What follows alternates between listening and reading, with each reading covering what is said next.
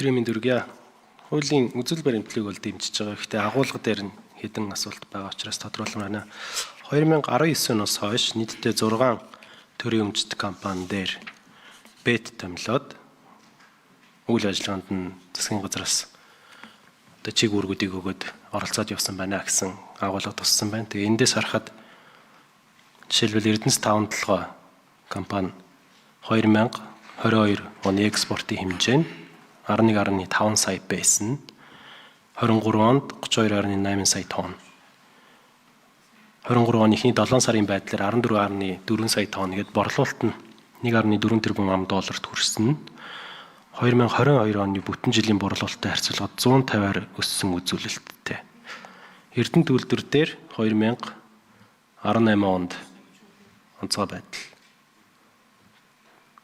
тогтоосноор 1.4 дахин улсын төсөвт төлрөөсөн орлого нь ихссэн байна гэж байна.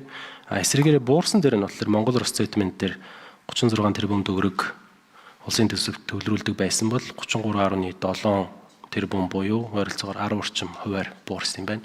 Бусад 3 аж ахуй нэгждэр төрийн өмчт компани дээр ямар үр дүнг гарсан бол яг энэ авсан 3 жишээгээр харах юм бол бүрэн эрх төлөөлөгч томилсноороо энэ үйл ажиллагаа байгууллагад үйл ажиллагаа нь сайжирсан харагдаж байна. Тэгээд олон улсын судалгаа эрх зүйн орчин ямар байгаагаа харахад бол бүх улсад бас энэ арга хэмжээг хэрэгжүүлдэг юм байна. Шаардлагатай тохиолдолд хувийн хвшилтэр ч гэсэн зарим улсууд төр хийж байна. Гэхдээ хувьдаа бол хувийн хвшилтэр бет томилго нь бол зохисгүй гэж бодож байгаа. Онцгой байдлын тухай хууль дээр энэ дээр өөрчлөлт оруулаад явхаар яг ийм байгаа нөхцөл байдлууд маань жишээлбэл хөрөнгийн өгөөж төвлөрүүлж байгаа татвар улсын төсөв төлөвлөж байгаа орлогын хэмжээ нь бага байх юм бол засгийн газар ямар арга хэмжээ авч ажиллах боломжтой гэм бол энэ бололцоо нь хаагдчихгүй юу гэсэн 3 асуулт байна. Хууль санаалагч Цэнгөн гишүүн хариулъя. За Лувсан Жамс гишүүний асуултанд хариулъя.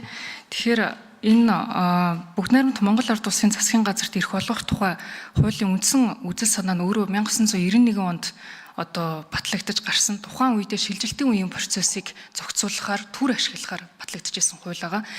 Энэ хугацаанаас хойш 1992 онд манай Монгол улсын үндсэн хууль батлагдсанаар бүгд найрамд Монгол Ард улсын засгийн газрын үед ашиглаж исэн хуулиудыг хүчингүй болгоно гэж заасан. Тэр утгаараа энэ хууль маань бол аль үжээ хүчингүй болцсон байх ёстой байсан.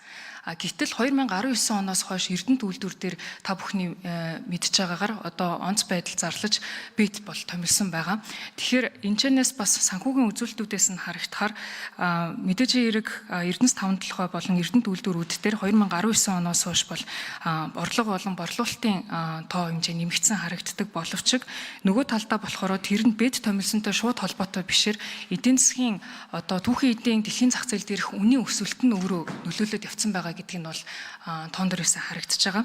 Мөн түүнчлэн Эрдэнэс 5-7 компани дээр байсан зарлагыг хараад үзэх юм бол 2019 онд 1.2 их найд байсан бол 2024 онд 4.5 их найд болж мөн 3.4 их найдаар буюу хийсэн ашигтайгаа адилханаар зардал нь бас нэмэгдээд явцсан байж байгаа.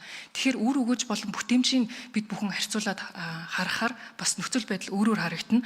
Дээрээс нь бас энэ хуультай холбоотойгоор үүсэж байгаа асуудал нь бол энэ төрийн өмчт компаниуд маань ялангуяа Эрдэнэс 5-7 Эрдэнэт үйлдвэрүүд дээр санхүүгийн тайлан өөрөө нээлттэй биш байгаад байна. Тийм утгаараа бид бүхэн маань бол нээлттэй хилцүүлэхээр яг энэ бүтээмж хийд байгаа юм бэ. Бетийн гаргасан шийдвэрүүд нь өр нөлөө сайн байсан уу үгүй байсан уу гэдгийг дээр нь дэлгэрэнгүй судалгаа хийж болохгүй байгаа учраас төрийн өмч компаниуд дээр бас хяналтын сонсгол бид нар хийх зайлшгүй шаардлагатай байгаамаа гэдгийг нь бас энэ хуультай хамт ер нь бол дараагийн шатанд бид нар харах ёстой зүйл гэж харагдаж байгаа. За олон улсын нөхцөл байдал дээр бол ер нь энэ бүрийн эрхт төлөөлөгч томилоод байгаа шаардлага нь бол онцгой байдал үүссэн буюу дайн байлдааны нөхцөл байдалтай хүнсний хангамж тасарсан эсвэл цаг агаарын нөхцөл байдал хүндэрсний улмаас иргэдэд хүнсний хангамж очиж чадахгүй байгаа гэх мэт хүндрэлтэй нөхцөл байдлуудаар улсын хурлуудаас парламент дээр нь бүрийн эрхт төлөөлөгчдийг томилох шийдвэрүүдийн тухай бүрт нь бол гаргаад явах эрх нь бол байдаг. Манай улсын хувьд бол энэ бүгд найрамдах Монгол Ард улсын тухай хуулиас гадна одоо 1995 онд онц байдлын тухай хуулийг баталсан байдаг. Тэр онц байдлын тухай хууль дээр бол өнөөдрийн бидний хилэлцэж байгаа энэ хуулийн агуулгуудыг нь ерөнхийд нь шингээгээд өгсөн. Зарим зүйл заалтууд дээр нь цаг үетэй холбоотойгоор илүү тодруулж орохуудыг өнөөдөр бид нар хууль дээр бас дагалдах хуулиар оруулж өгсөн байгаа.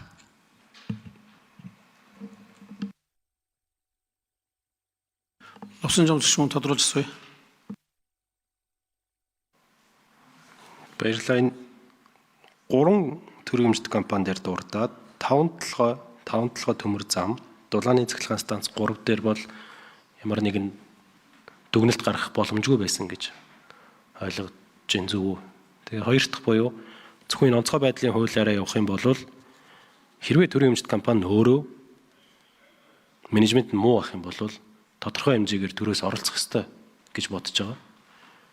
Энэ оролцоо нь хаагдчихгүй юу гэсэн энэ хоёр асуулт. Хууль санаач цэнгүүн гишүүнд микрофоныг нээ. За төрийн өмч компани үндсэндээ удирдлагыг томилж байгаа этгээд нь өөрөө төр байж байгаа. Тэгэхээр төрийн өмч компани тууцыг бүрэлдэхүүн бол угаасаа төрийн өмчийн бодлого зохицуулалтын газар болон тухайн одоо ихэнх тохиолдолд бол тухайн салбарын яамдууд бол оролцоод тухайн тууцын гишүүдийг томилдог. Тухайн хуудсууд нь өөрсдөө бас хуралдаанаараа гүйцэтгэх захирлаа томилж байгаа. Тэр агуулгаараа төр өөрийнхөө томилсон одоо этгээд хүмүүст хариуцлага тооцож чадахгүй байгаа нь өөрөө манай төр өөрөө чадамжгүй болсны бас нэг том илрэл байгаад байгаа. Дээрээс нь энэ хууль дээр бас нэг байгаа аюултай зүйл нь болохоор ганцхан төрийн өмч компаниудын тухай бид нар яриаггүй. Энэ нь болохоор үйлдвэрийн газар болон байгууламжийг давхар оруулсан байгаа. Хуулийн нэршил дээр хараад үзэх юм бол энэ нь ХХК болон ХК одоо сан төрийн бас байгууллага гих мэд бүх төрлийн ерөнхийдөө байгууллагууд дээр оруулах буюу хувийн өмчт халдах үндсэн одоо маш том ноцтой зөрчил энд хуулиар бол олгогдсод байгаа гэдэг нь байгаа. Яг ер нь нөгөө нэг сая төрийн өмчийн 2-3 компани дээр ямар дүнэлт байсан бэ гэж асуусан шүү дээ. Тэрэн дээр нэг номер авдгийн хариулах юм. Ажлын хэсгээс. За 5 номер авлаа. За тэгэхээр улсын хурлын гишүүн Лувсан Жамцын асуусан асуултанд бол хариулъя. За Рой аргачлал болон хэд хэдэн зүйлийг анхаарах хэрэгтэй. Энэ хуулийн хамгийн гол асуудал нь бол эрх зүйн онцгой дэглэм бий болгож байгаа.